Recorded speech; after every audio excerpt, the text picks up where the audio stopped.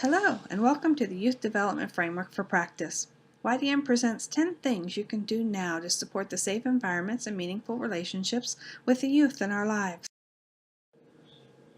Your generous support during the 2013 Giving Tuesday campaign is an investment in these youth. The YDN is proud of its Youth Leadership Facilitator program. All gifts received through the Giving Tuesday campaign will be invested into this program. The program supports the development of 12 to 16 high school youth each year. The youth are recruited from past leadership camps. They learn the skills and build relationships with the adult facilitators to co-facilitate summer leadership camps for middle and high school students.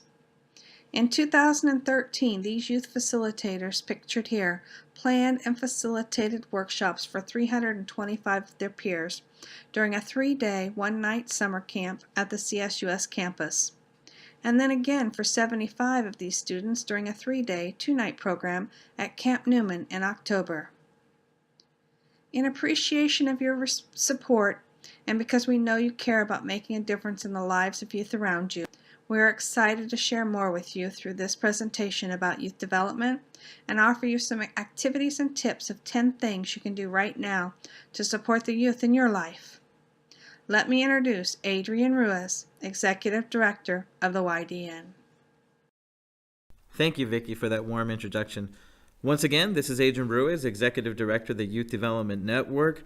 Hello out there. It is a pleasure to be able to introduce myself and introduce the work of the Youth Development Network. More importantly, to leave you with 5 critical pillars to the Youth Development Framework, to talk about its research, to talk about the climates and conditions that we want to use to make sure that our young people are getting what they need now so that they can become amazing citizens tomorrow. Karen Pittman talks a lot about aligning your passion with precision and making sure that everything you do on behalf of young people is evidence-based and works for the community that young people you work with live, work, and play in. The Youth Development Network bases its work on this framework created by Community Network for Youth Development, a former youth development intermediary out of the Bay Area. The Youth Development Framework for Practice is based on the research of Michelle Gambone and James P. Connell. The research shows that children and youth who have certain supports and opportunities, what we call youth development practices, are more likely to achieve positive developmental outcomes. And this research keeps coming back every single time. As a matter of fact, we've been seeing research in the last 15 years that keeps coming back the same way, saying this is what young people need to succeed. And then we can go back to 50 years, quite honestly, and we can continue to see the same pattern of research emerge, meaning that young people need certain things to succeed in. And for us, it really is about taking that research and making ourselves accountable to that and really making sure that we have a common language and a common approach as it relates to making our young people successful. So if you're an adult listening to this, I want you to just play along with me. And I want you to nod or shake your head to the following 3 questions I have for you. I want you to nod or shake your head if being a productive citizen is important to you. Question number 2, I would like for you to please consider nodding or shaking your head if being able to navigate your community is important to you.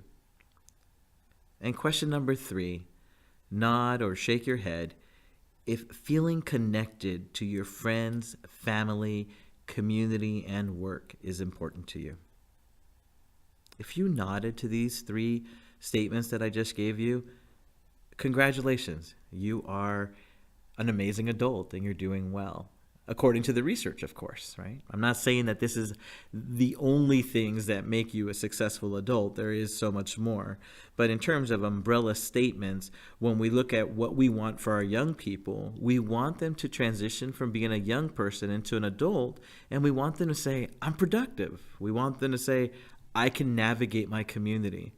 And we want them to say, I feel connected to friends, family, community, work, and whatever else is going on in their lives. A quick word about navigating, right? What that means is that a young person knows where everything is inside of their community. And this is really important. Consider those choppy waters that we've all been in. You come across a difficult moment in life, and how do you navigate that moment? How do you know where the help is? How do you know where the resources are? Or maybe you're looking to advance in a particular area, whether it's academic or otherwise. How do you do that? How do you make that happen?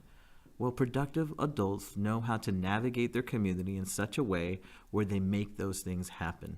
So once again, when we think about our young people and transitioning them into adulthood, let's help them be productive now, let's help them learn how to navigate, and let's help them learn how to connect.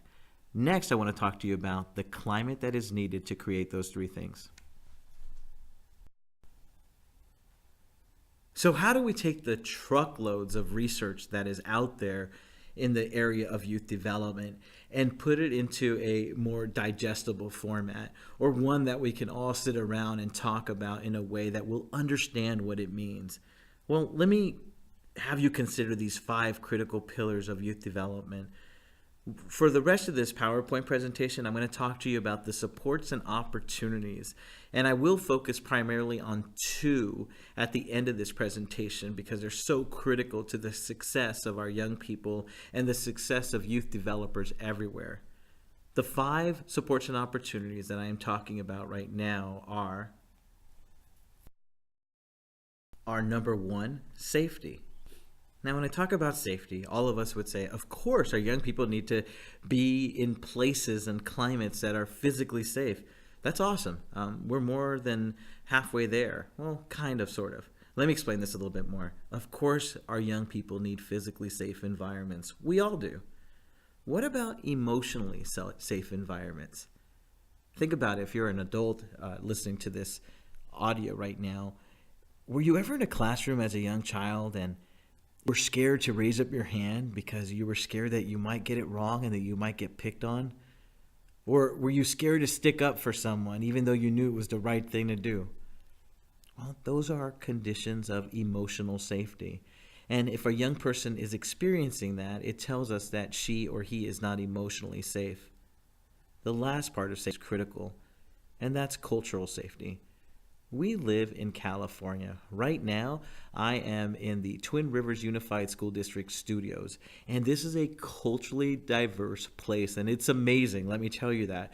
But really think about, what does it mean for our young people to be able to be themselves, regardless of faith, regardless of gender, socioeconomic status, race, on and on and on? How can we create the conditions for everyone to feel culturally safe? 2, relationship building.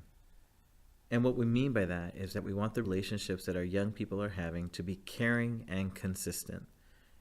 We want them to have those caring and consistent relationships with their peers, meaning their friends, but also the adults that are in their lives, whether it's in the family structure or it is at school or perhaps a faith-based organization or a parks and recreation department. We want young people to feel that there's someone there that they can connect with that will be there consistently. I remember in 5th grade, I was struggling in math, and I had an amazing teacher named Miss Basong. And Miss Basong said, "Adrian, I need you to see me after school." And that whole day was a wreck for me. I was sweating. I was not communicating with my friends. I didn't even want to play PE, and that was rare for a kid like me who that was his favorite subject in 5th grade. Now, at the end of the day, I saw Miss Basong, and she said, "Adrian, I get it. You struggle in math, and what I need from you is for you to believe that I'm going to be here for you, and I'm going to help you get through this thing. And if you do that for me, I'm going to show you that I'll be there for you, and I'll help you get through math." Well, she did. I trusted her, and I let her teach me math, and my guard went down. And what I got from her was just an amazing person who showed me so much more than math, but showed me the importance of letting an adult in your life. Now, I can go on and on about why that was so critical for me at that point in time in my life, but I'm going to choose not to. What I'm trying to tell you is this, that relationships matter. And yes, for her, it was important for me to learn math, But she understood that for Adrian, it was important for me to have a relationship with her first, and then I would get to that. So the previous two that I just mentioned are called the supports. We do not pass, go, collect $200 without first establishing great safety and great relationship building. But if we can do that, then we can get into some real neat opportunities. And no wonder that the next three are called just that, opportunities. Consider with me number three. Number three we call youth participation. And what we want that to look like is that young people have meaningful and engaging participation. What we mean by that is that young people are not just seen as objects or recipients of something that the adults are giving them, but they are truly considered resources, and that what we are doing with our young people is involving their voice and their choice. Number four, community involvement. This is where we allow for opportunities for young people to contribute and gain knowledge of their community. Ultimately, what we want is for them to say, I made a difference in the places where I live, where I learn, and I play.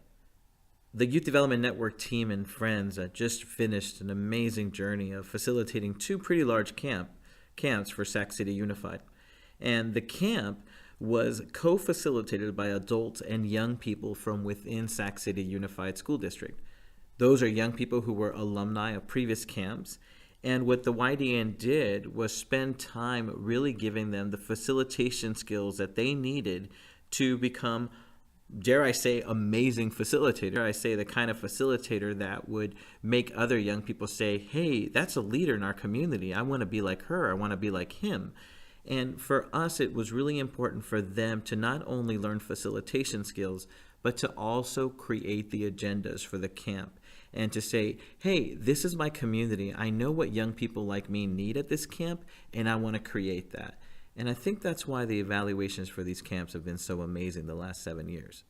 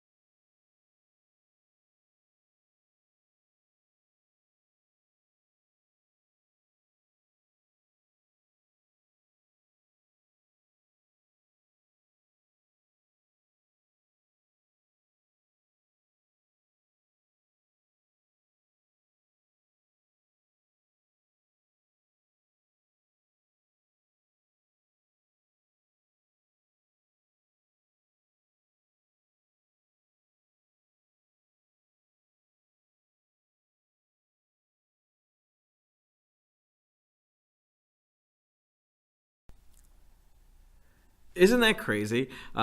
You guys knew this all along, right? You're listening to me. You're like, man, this guy has said nothing that has blown my mind. If anything, it just confirms what I've already known to be true. And I love you for that. That's awesome. I'm so glad that you've confirmed that this is true for you. The fact of the matter is, though, don't buy into that young people are getting this, because we have data that tells us young people are not getting this. And if those things that I mentioned are important to you, they're equally, if not more important to our young people. So again, the research shows that children and youth who have certain supports and opportunities are more likely to achieve positive developmental outcomes, meaning that they're going to grow up and be productive and feel connected and be able to navigate anywhere, any place, any time. And this is really important to us. We know what we need to do for our young people. I know you're passionate about making a difference. You would not be listening to me right now if you were not passionate about making a difference. And I know you are champions and want to support youth, and we know that. So in the next few minutes, I will share with you a few activities and assessments of your environment you can do around the two supports you have heard about earlier, meaning safety and relationship building. Let me quickly go over those now. Tip number 1, develop group agreements regarding safety and regular group meetings to ensure that everyone feels physically, emotionally, and culturally safe. Conduct a meeting with the program participants early on to express the commitment that in your program, every person has the right to feel safe, included, and accepted. It's really important to ask participants to define what these terms mean to them and what agreements they want to ensure that everyone in the room has the right to feel safe. Decide together what happens when the safety agreements are broken.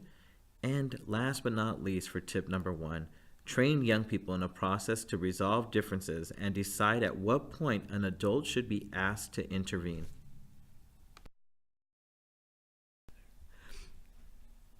Tip number 2, institute a regular group or community check-in meeting. I remember doing some work in San Francisco years ago, and I don't want to tell you exactly how long ago because I don't want to date myself, but one of the fabulous things I saw happen was at a middle school in Potrero Hill. And what the teacher did there is she instituted something called The Rose.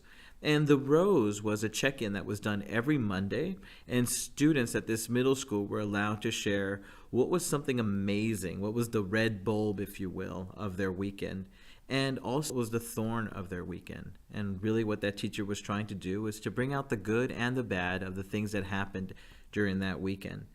And young people slowly but surely started to share of their lives in ways that they would have not in the past.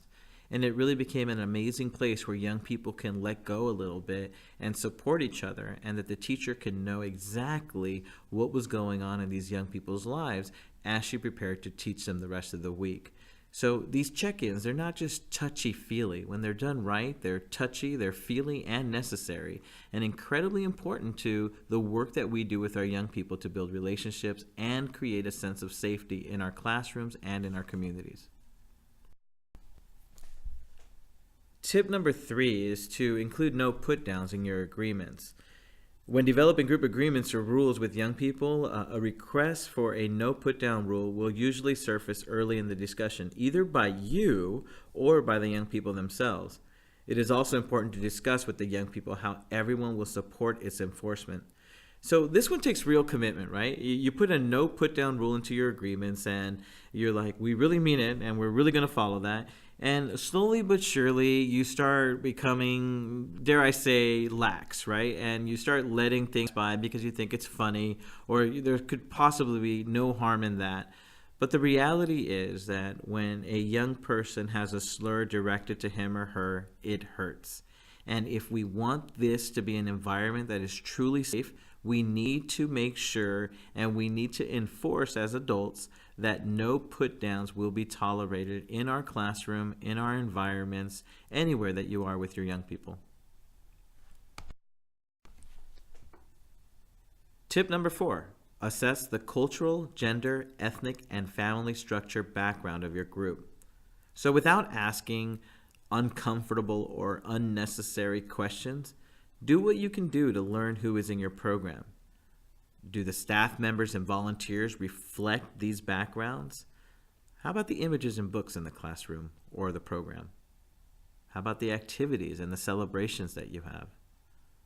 Are there differences in who comes to program, who participates in which activities, and which parents feel welcome at events? What you want to do is to make sure that everyone, regardless of culture, gender, ethnic, and family background, are welcomed in your program or your classroom or any event that you're having. Tip number 5, expand the group's knowledge of particular groups and cultures. Celebrate our differences and champion our similarities. So take what you learned in the last assessment you did and expand the group's knowledge of particular groups and cultures. So start by educating yourself and if at all possible, avoid tokenizing young people or others in your program or school by asking them to explain their culture. Instead, do some legwork. Go to the library, look on the internet, attend local cultural events, and call or visit organizations promoting equity for the group you are researching. Learn about the history, art, literature, music, food, celebrations, and struggles of a culture or group. Then help your young people in your program study different cultures and celebrate the contributions of different groups. You might learn about women, people of color, and people with different sexual orientations than your own who have contributed to your neighborhood. Celebrate various holidays as they are celebrated in different countries. Celebrate Black History Month, Men's History Month, Gay Pride Month, or Cesar Chavez's birthday. Young people can present what they've learned, and adults may be willing to share food, decorations, or music. Don't make assumptions about what any particular person might share. Be sure that these celebrations are part of an ongoing process of inclusion and education, and that some groups aren't just segregated to certain diversity days. We went back and forth with how many tips to give you. Conventional wisdom would tell us, hey, 3 to 5 tips is more than enough. But the reality is, we're playing with 2 supports here today. We're talking about safety and relationship building, and each one of those have 5 tips that we wanted to share with you. We could have broken this up and created 2 different PowerPoints, but we'd rather just give you this all at once, and you can go over this later on at your own leisure. So with that being said, let me share with you now the 5 tips that will help you create amazing relationship building with the young people that you work with. Tip number 1, make sure that each young person has one adult who knows him or her well. An ongoing part of encouraging relationship building is making sure that everyone is connected in some way. Young people need to have a positive relationship with an adult if they are to get the most out of the program. At a staff meeting, go over your attendance list. Is there someone on staff or a volunteer who is connected with each young person? If there are some participants who have quote-unquote slipped through the cracks, decide who will make a special effort to get to know these young people. It's a good goal to be sure that each person has one-to-one time each week with an adult. Tip number 2, institute a check-in circle. You might be saying, didn't we cover that during safety? Kind of. It's important to do these type of things because not only does it increase the safety in the room, but it really truly does build relationships between you and the participants and the participants and their peers. Sometimes it helps to have a special item to pass around the group, like a talking stick that identifies the one who has the attention of the group. When you first start instituting the check-in circle, it helps to plan a safe and interesting check-in question, such as, what is your favorite thing to do at recess? Or, if you could go anywhere in the world for one day, where would you go? Later on, after some practice, you might have each person share one thing about their day or say how the group is working together.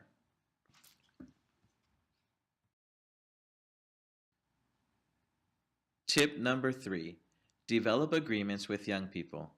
Hey, there you go again, giving us the same information.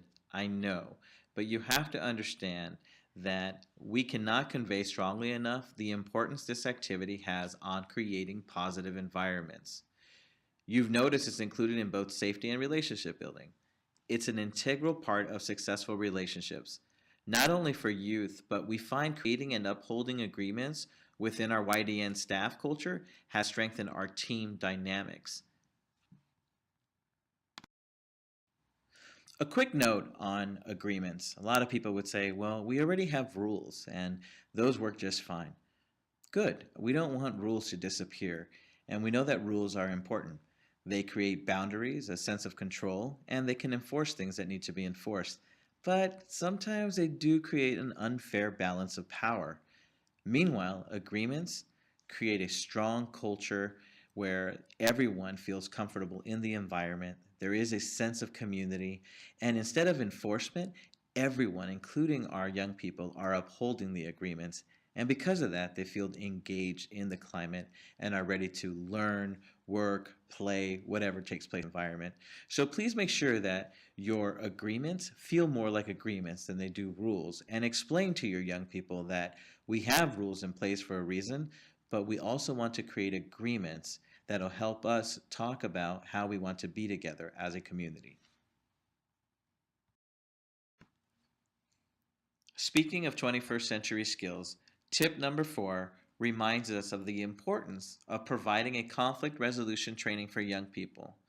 When young people have skills to resolve conflict in healthy and respectful ways, they are kinder and happier, and because of that, they require less adult intervention. They also feel safer in the after-school program or the school program, you name the program, knowing that they can solve problems together and that they can get help if they need it. You can also train conflict managers to help peers or younger children resolve conflict.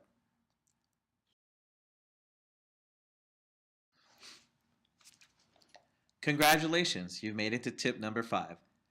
Participate in a training on group process and collaborative learning.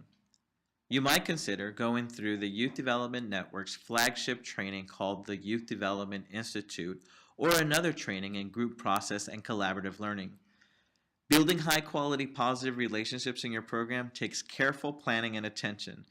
Supporting relationships requires a number of skills. Professional trainers who have studied this process can help staff members hone these skills. If not this particular training, be sure your program's ongoing commitment to organizational improvement includes some type of training in group process.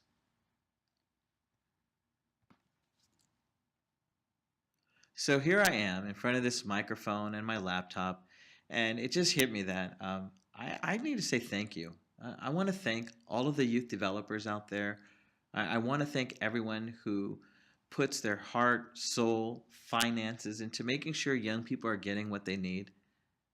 I really think about all of the young people who, right now, as I close out this presentation, really want these 5 things. And then I think about us, the adults, and we are the people that can give it to them. So thank you for being that partner with me and being that partner with the Youth Development Network in this cause, and truly it is a cause. I don't care if I'm talking about a young person from affluent neighborhoods or a young person from the more marginalized areas of the Sacramento region. Quite honestly, I'm talking about all young people. And because of that, we need to all be involved as adults. I hope you found this information helpful. I hope that you are able to pass it around and send it to your colleagues, your friends, perhaps show it to your young people. On our website at ydnetwork.org, you can find the 5 things you can do now for the additional supports and opportunities we did not cover in this presentation. Also, please feel free to follow us on Facebook and Twitter, and continue to follow your heart and enjoy life's moments with celebration and fun. Everything we do is Youth at the Center 24/7. Thank you.